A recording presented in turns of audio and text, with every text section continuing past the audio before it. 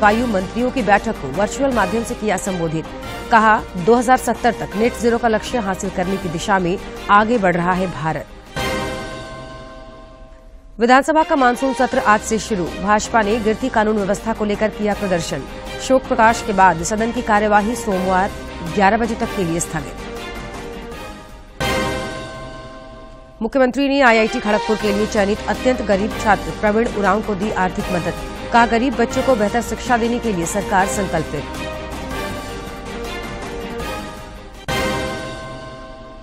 और मानसून के आज से फिर सक्रिय होने के आसार। कल से राजधानी रांची समेत राज्य भर में बारिश का पूर्वानुमान। कई जगहों पर गरज के साथ वज्रपात की भी चेतावनी।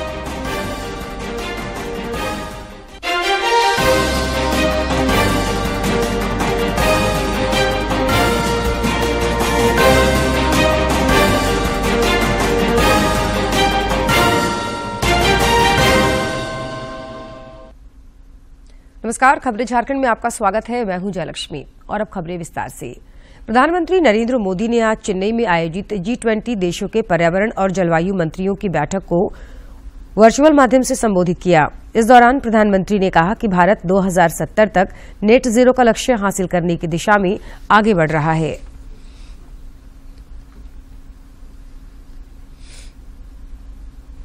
लेडीज एंड जेंटलमैन, नमस्कार, Vanakkam.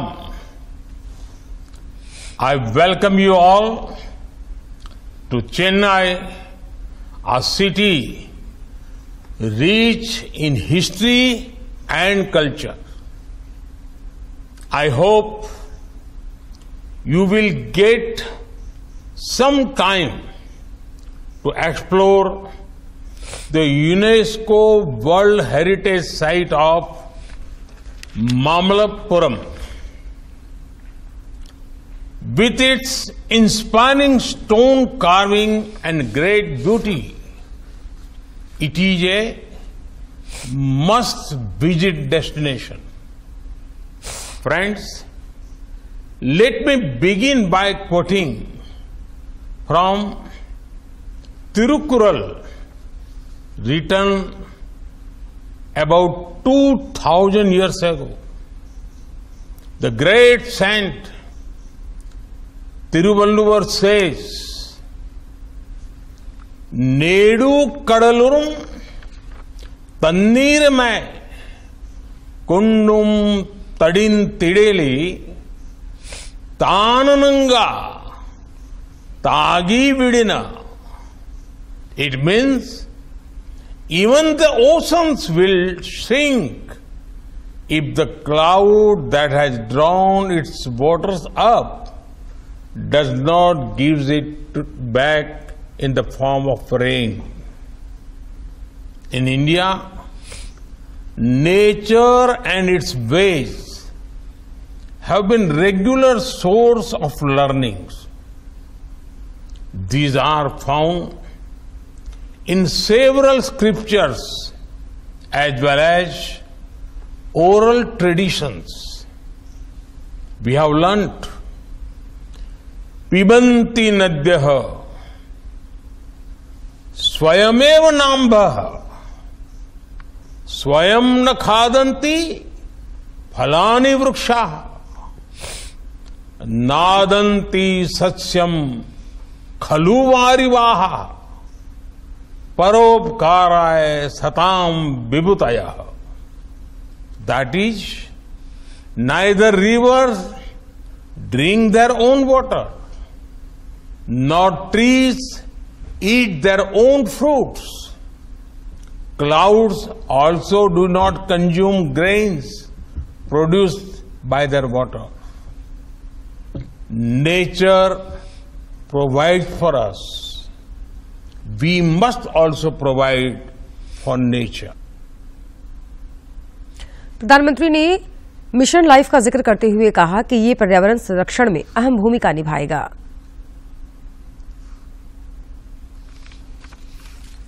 India achieved its installed electric capacity from non-fossil fuel sources 9 years ahead of the target of 2030, and We have set the bar even higher through our updated targets. Today, India is one of the top 5 countries in the world in terms of installed renewable energy capacity. We have also set a target of attaining net zero by 2070. We continue to collaborate with our partners through alliance including International Solar Alliance, CDRI, and the Leadership Group for Industry Transition. Friends, India is a mega diverse country. We have consistently been at the forefront in taking action on biodiversity conservation, protection, restoration, and enrichment. I am happy that through the Gandhinagar implementation roadmap and platform, you are recognizing restoration in priority landscape impacted by forest fires and mining.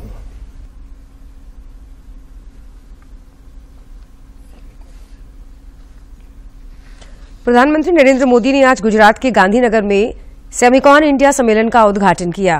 3 दिवसीय इस सम्मेलन का आयोजन इलेक्ट्रॉनिकी और सूचना प्रौद्योगिकी मंत्रालय ने किया है। 80 करोड़ से अधिक हो चुकी है, 85 करोड़।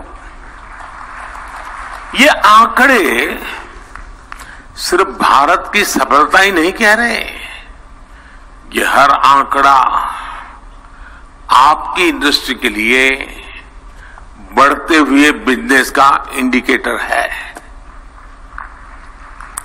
सेमिकॉन इंडस्ट्री जिस दुनिया में जिस एक्सपोनेंशियल ग्रोथ का लक्ष्य लेकर आगे बढ़ रही है, उसकी प्राप्ति में भारत की बहुत बड़ी भूमिका है। साथियों, आज दुनिया चौथी औद्योगिक क्रांति इंडस्ट्री 4.0 की साक्षी बन रही है।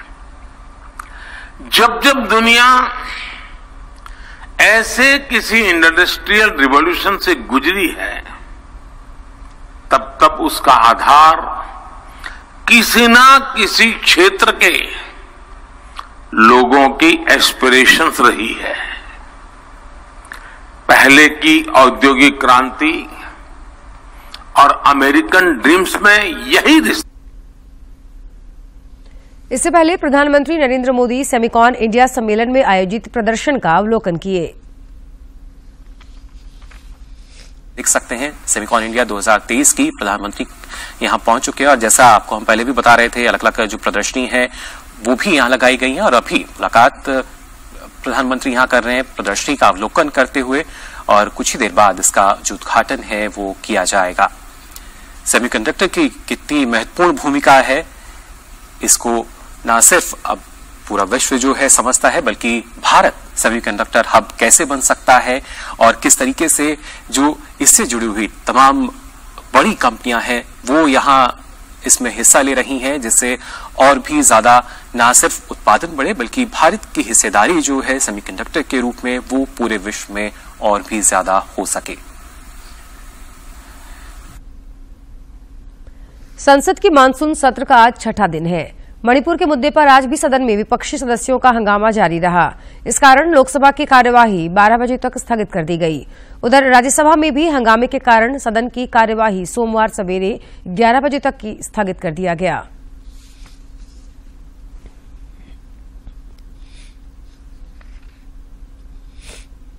झारखंड विधानसभा का मानसून सत्र आज से शुरू हो गया। इस सत्र का समापन 4 अगस्त को होगा। सत्र के पहले दिन आज विधानसभा अध्यक्ष रविन्द्रनाथ महतो ने अपना प्रारंभिक वक्तव्य दिया।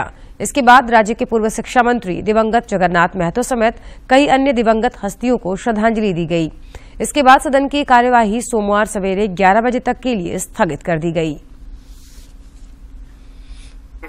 संकल्पित थे उन्होंने पारा शिक्षकों की मानदेय भुगतान का नियमितीकरण किया तथा सहायक अध्यापक का दर्जा दिलाया।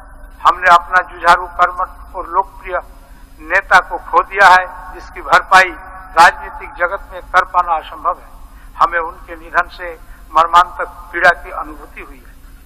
शिकारीपाड़ा विधानसभा क्षेत्र का झारखंड मुक्ति मोर्चा पार्टी से 3 बार 1979, 1980 एवं 1985 में प्रतिनिधित्व कर चुके स्वर्गीय डेविड मुर्मू का निधन दिनांक 27 अप्रैल 2023 को हो गया। स्वर्गीय मुर्मू सरल व्यक्तित्व के लिए काफी लोकप्रिय थे। इनके निधन से हम मर्माहत हैं।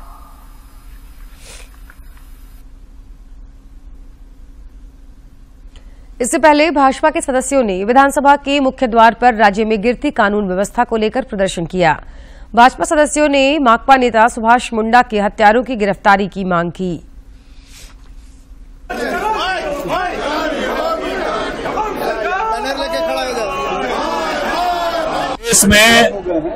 प्रदेश में जिस प्रकार से कानून व्यवस्था का जो संकट हुआ है, लगातार प्रदेश के अंदर अपराधियों का मनोबल ऊंचा है।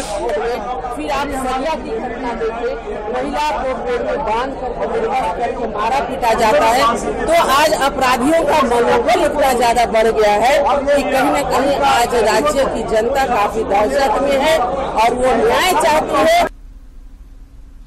इधर स्वास्थ्य मंत्री बन्ना गुप्ता ने राज्य में अशांति फैलाने वालों से सरकार सख्ती से निपटेगी और उनके खिलाफ विधि सम्मत कार्रवाई की जाएगी। तरीके से राज्य सरकार पूरी मजबूती के साथ ये लोकतंत्र है, लोक चलेगा नीति और नैतिकता से, तंत्र चलेगा पूरी शक्ति से।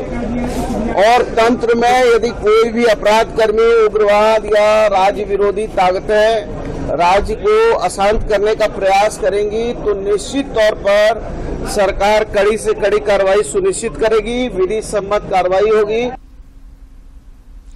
पेयजल और स्वच्छता मंत्री मिथिलेश ठाकुर ने माकपा नेता की हत्या को निंदनीय बताते हुए विपक्ष पर सवाल उठाया है। लोगों के पास कोई मुद्दा है नहीं। मैं मानता हूं कि अपराध हुआ है और अपराधी राजधानी में जिस तरह का अपराध उन्होंने किया है वास्तव में निंदा का विषय है। हम इसकी निंदा करते हैं, लेकिन ये जो कह रहे हैं इनके अपने दामन में झांकना चाहिए कि पूरा देश, पूरी दुनिया देख रही है क्या हो रहा है मणिपुर में। इस पर भी अल्पसंख्यक कल्याण मंत्री हफीजुल हसन ने कहा कि अल्पसंख्यक आयोग, वक्फ बोर्ड, उर्दू एकेडमी और मदरसा बोर्ड का पुनर्गठन किया जाएगा। बोर्ड में कुछ हम लोग को नियम, पुराना नियम है जी, और वक्त का प्रॉपर्टी झारखंड में बहुत ज्यादा है, ठीक है, तो उसको हम लोग जो बिहार का जो वक्त नियमावली है उसी से चल रहा था, तो हम लोग हैदराबाद से भी मंगाए हैं, जहाँ बढ़िया है कलकत्ता से भी मंगाए, उसमें रीड करें, उसी में थोड़ा देरी लगा। विधानसभा के मानसून सत्र को लेकर कल देर शाम यूपीए विधायक दल की बैठक मुख्यमंत्री सह विधायक दल के नेता हेमंत सोरेन के नेतृत्व में मुख्यमंत्री आवास में हुई। बैठक में सत्र ठीक से चले, इसे लेकर चर्चा हुई। साथ ही विपक्ष से सहयोग की अपेक्षा की गई। कहा गया कि विपक्ष के हर सवाल का जवाब सत्ता पक्ष पूरी मजबूती से देगा। बैठक के बाद पत्रकारों से बातचीत करते हुए संसदीय कार्य मंत्री आलमगीर आलम ने कहा कि बैठक में कई मुद्दों पर चर्चा हुई। ओबीसी आरक्षण, मॉब लिंचिंग बिल तथा स्थानीय नीति बिल को सदन में फिर से लाए जाने पर भी चर्चा हुई। इससे पहले भाजपा विधायक दल की भी बैठक प्रदेश अध्यक्ष बाबूलाल मरांडी की अध्यक्षता में प्रदेश कार्यालय में हुई। बैठक के बाद पत्रकारों से बातचीत में पार्टी के मुख्य सचेतक विधायक विरंची नारायण ने कहा कि बैठक में राज्य सरकार की नाकामियों, वादाखिलाफी, नियोजन नीति, गिरती विधि व्यवस्था जैसे ज्वलंत विषयों पर गंभीर चर्चा हुई। पार्टी विधानसभा के मानसून सत्र में इन विषयों को मुद्दा बनाते हुए राज्य सरकार से जवाब मांगेगी। पत्रकारों के एक सवाल के जवाब में श्री नारायण ने कहा कि भाजपा लोकतांत्रिक पार्टी है, हमारे सभी निर्णय लोकतांत्रिक तरीके से विमर्श आधारित होते हैं। केंद्रीय पर्यवेक्षक और केंद्रीय मंत्री अश्विनी चौबे के द्वारा सभी विधायकों से विधायक दल के नेता को लेकर राय ली जाएगी। रिपोर्ट के आधार पर केंद्रीय नेतृत्व इस पर फैसला लेगा।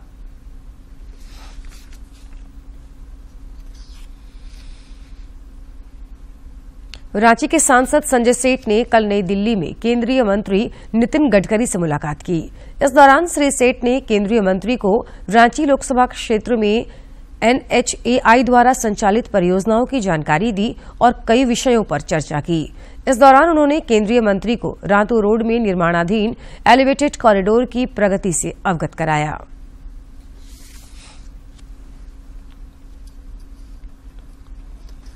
केंद्रीय विश्वविद्यालय झारखंड के कुलपति प्रोफेसर क्षिति भूषण दास ने कहा कि राष्ट्रीय शिक्षा नीति 2020 से देश को नई ऊंचाइयों पर पहुंचाने में मदद मिलेगी।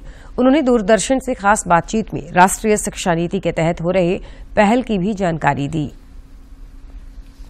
विश्वविद्यालय रांची के कुलपति प्रोफेसर क्षिति भूषण दास जी हमारे साथ हैं। किस तरीके से राष्ट्रीय शिक्षा नीति 2020 को यहाँ पर इम्प्लीमेंट किया गया है और झारखंड के यह पहला विश्वविद्यालय है जिसने पूरी तरीके से NEP को यहाँ पर लागू किया है। मैं यहाँ पदभार संभालते ही हमने प्लान किया कि हम ये राष्ट्रीय शिक्षा नीति को कैसे यहाँ पर इम्प्लीमेंट करेंगे।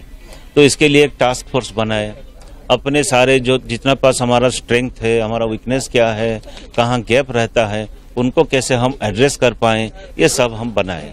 फिर सारे जो फैकल्टी है उनको कैसे जानकारी मिले, जानकारी रहे, इसीलिए हम बड़ा जो है सेमिनार उनका वर्कशॉप बनाए। राष्ट्रीय शिक्षा नीति में जो फोकस किया गया है कि किस तरीके से जो हम कह सकते हैं कि हॉलिस्टिक अप्रोच होना चाहिए, सामाजिक सरोकार के जो मुद्दे हैं, कौशल विकास, स्किल डेवलपमेंट को बहुत ज्यादा फोकस किया गया है। साथ ही साथ एक उन्नत भारत का कॉन्सेप्ट इसमें लेकर आया गया है कि किस तरीके से जो हमारे मुख्य धारा में अब तक जो इलाका रहा है, क्या वैसे इलाकों को भी आप लोगों ने कुछ गोद लिया है जो आपके बच्चे जाते हैं और वहां पर उनको टीच करते हैं, और ताकि वो एक मेन स्ट्रीम में लौट कर आ सके। नहीं, इसके लिए यही कहा गया, जो कोर्स अभी बनाया गया इसी मुद्दे, इसी सबको ये जो ध्यान में रखा गया कि सोसाइटल कंसर्न्स क्या रहना चाहिए, सामाजिक जो अभी क्या है, सोसाइटी के प्रति जागरूकता नहीं है कि सोसाइटी में क्या हो रहा है। बहुत सारे स्टूडेंट्स आते हैं जो सिर्फ किताबों में उनका रह जाते हैं, उलझ के रह जाते हैं। यहाँ पे बहुत तरह के दूसरे राज्यों से भी स्टूडेंट्स पहुंचते हैं। एक चीज जो NEP में लगातार कहा जा रहा है कि हमारे जो कह सकते हैं सभ्यता है, संस्कृति है, कल्चर्स है, हमारे भाषा का जो एक डाइवर्सिटी है उसको भी बचाने की जरूरत है। लगातार जो हम कहते हैं हर 6 मिनट में एक भाषा हमारा लुप्त हो जा रहा है दुनिया से, तो इस तरीके से चाहे झारखंड में आप देखिए तो 32 से 35 भाषाएं, तो उनको बचाने के लिए या उस लैंग्वेज से जो लोग आते हैं उनको बढ़ावा देने के लिए क्या प्रयास हो? देखिए, यहाँ पर हमारा एक सेंटर है, सेंटर फॉर एंडेंजर्ड लैंग्वेज, जो मंडारी है, असुर है, ये सब जो भाषा है उनका लिपि नहीं था।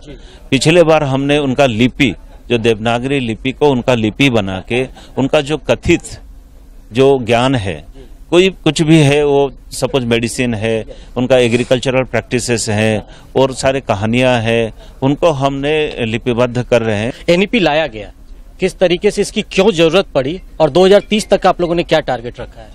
देखिए, 2030 तक हमने देखिए इसको पहला तो तीन चीज के पर ध्यान रखा जाता है कि हमारा जो अर्थनीति है उसको आगे लेने के लिए, और जो जॉब प्रोफाइल बदलता है, मे बी इन कॉलेज में भी इन यूनिवर्सिटी और इन स्कूल को तो टीचरशिप मिलता है B.Ed, यहाँ पर तो स्किल नहीं है।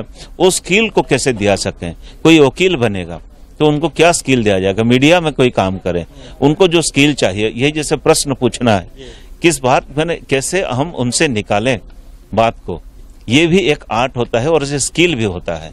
इसी स्किल को कैसे वहां दिया जाए, सो प्रैक्टिकल जो नॉलेज है उनको हम देना चाहते थे।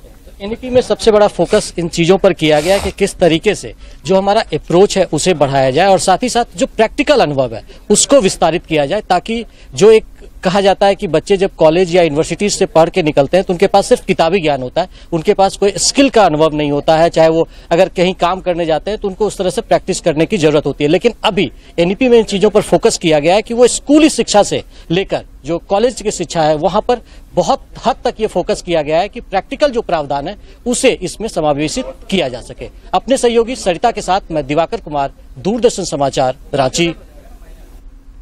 मुख्यमंत्री हेमंत सोरेन ने IIT खड़गपुर में नामांकन के लिए चयनित अत्यंत गरीब और प्रतिभावान छात्र प्रवीण उरांव को कल 1,50,000 रुपए का चेक देकर आर्थिक मदद किया। इस दौरान श्री सोरेन ने कहा कि गरीब बच्चों को बेहतर शिक्षा देने के लिए सरकार संकल्पित है। उन्होंने कहा कि बच्चे बच्चियों की पढ़ाई से लेकर करियर निर्माण तक के लिए कई योजनाएं चलाई जा रही हैं।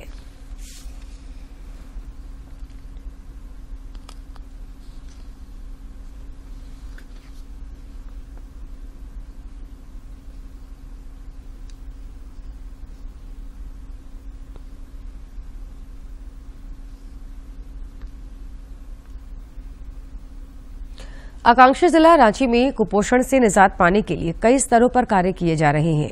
देखिए ये ग्राउंड रिपोर्ट।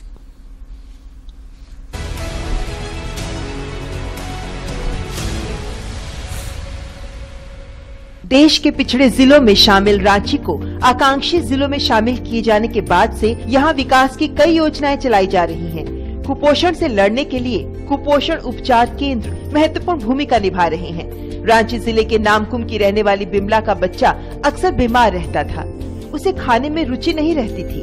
परिणाम ये हुआ कि बच्चा शारीरिक रूप से काफी कमजोर हो गया। गांव के आंगनबाड़ी में उसे रांची के डोरंडा स्थित कुपोषण उपचार केंद्र जाने की सलाह दी गई। आज विमला का बच्चा न सिर्फ पूरी तरह स्वस्थ है बल्कि उसका वजन भी बढ़ने लगा है। ऐसी ही कहानी यहाँ आने वाली कई माताओं की है जिनके बच्चे यहाँ इलाज के बाद स्वस्थ हैं। माँ को भी बताया जाता है कि बच्चे को कैसे रखना है, किस तरह का इसका मतलब खान पान में ध्यान देना है, साफ सफाई में, तो हमको यही सब अच्छा लगा। यहाँ पे आने से खाने के लिए भी मिल रहा है, फिर सब सुविधा है यहाँ पे आने से, फिर खेलने के लिए बच्चों को खिलाना वाना मिलता है, फिर वजन होता है। हम लोग आंगनबाड़ी में लेते थे बच्चा को, वहाँ पे बोलते थे कि तुम्हारा बच्चा वजन में भी कम है, कमजोर भी है, उसको ले जा डोरंडा बोल के बोले, तो यहाँ ले आए। और मेरा बच्चा थोड़ा सा खाना पीना ये हलवा सब खाया, दूध सब पीता है, खिचड़ी खाता है, वजन में थोड़ा सा बढ़ गया है, सुधर गया है। दरअसल रांची जिले को आकांक्षी जिलों में शामिल किए जाने के बाद यहाँ धात्री माताओं और नवजात शिशुओं के स्वास्थ्य को लेकर जिला प्रशासन विशेष सजग हो गया है।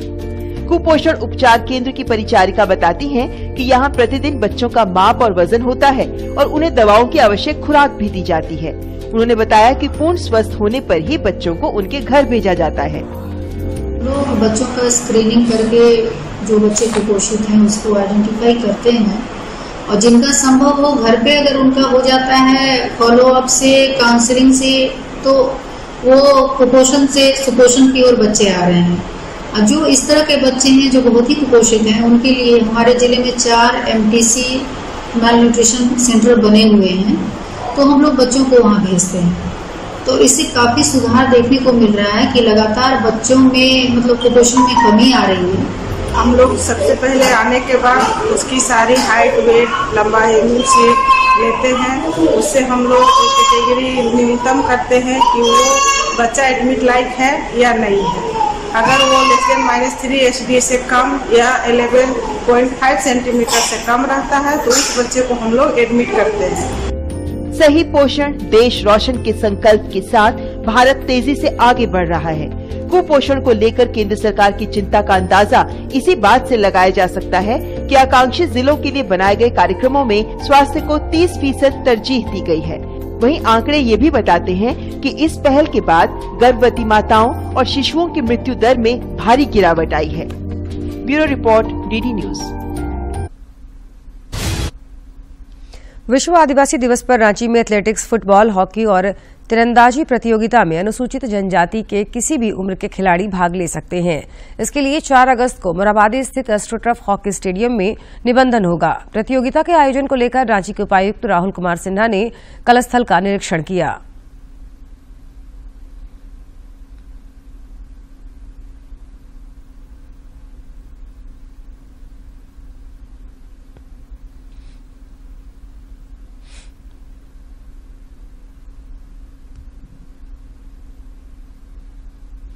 और अब कुछ खबर राज्य के विभिन्न जिलों से।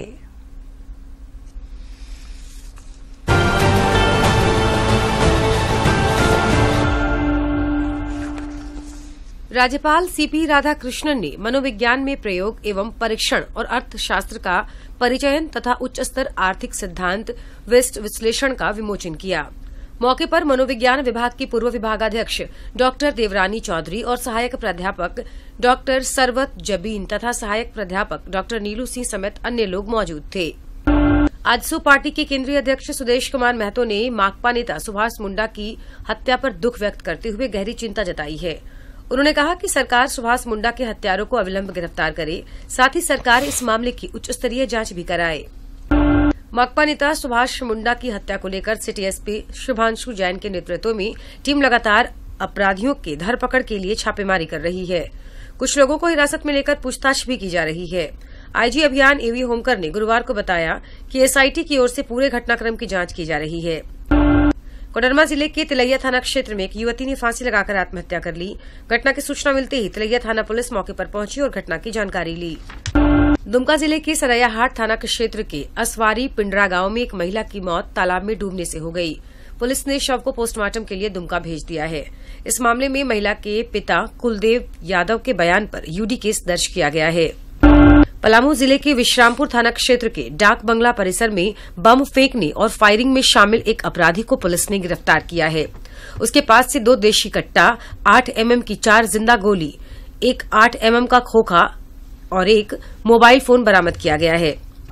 रामगढ़ रोटरी क्लब के अध्यक्ष डॉक्टर आलोक रंजन चौधरी ने कहा कि बाल विवाह बच्चों के अधिकारों का अतिक्रमण करता है। बाल विवाह से बच्चियों पर हिंसा, शोषण और यौन शोषण का खतरा काफी हद तक बढ़ जाता है। वे एक स्कूल में आयोजित कार्यक्रम को संबोधित कर रहे थे। राजधानी रांची से दिल्ली ले जाई गई एक नाबालिग को चाइल्ड राइट फाउंडेशन के सहयोग से बरामद कर लिया गया। लगभग 17 महीने से दिल्ली में बंधक बनी नाबालिग को child right foundation, Delhi police, महिला आयोग और शक्ति वाहिनी के सहयोग से मुक्त कराया गया। रामगढ़ जिले के नई सराय इलाके में प्रदूषण का स्तर बढ़ता जा रहा है। इस मामले में नई सराय बस्ती के ग्रामीणों ने प्लांट प्रबंधकों के खिलाफ बिगुल फूंक दिया है। इसे लेकर ग्रामीणों ने उपायुक्त, अनुमंडल पदाधिकारी और अन्य अधिकारियों को आवेदन दिया है।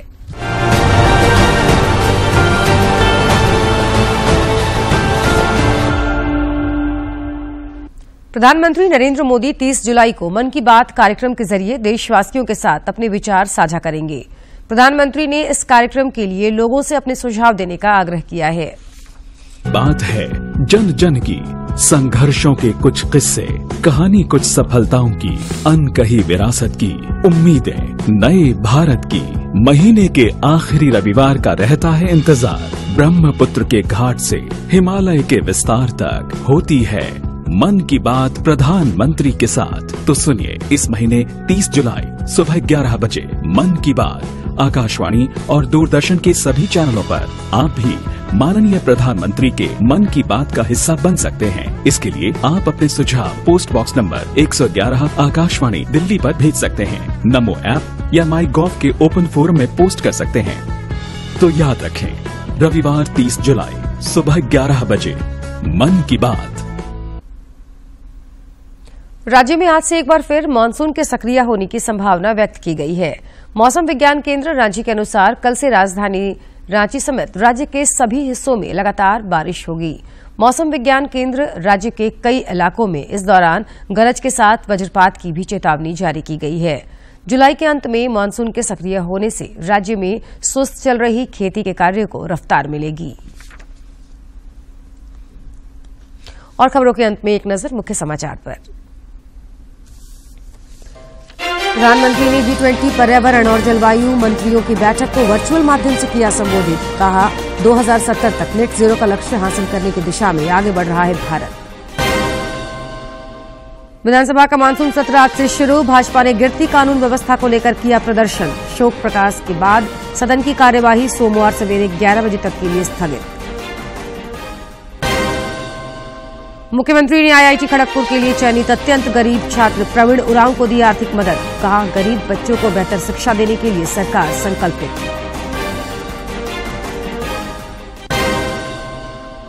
और मानसून के आज से फिर सक्रिय होने के आसार।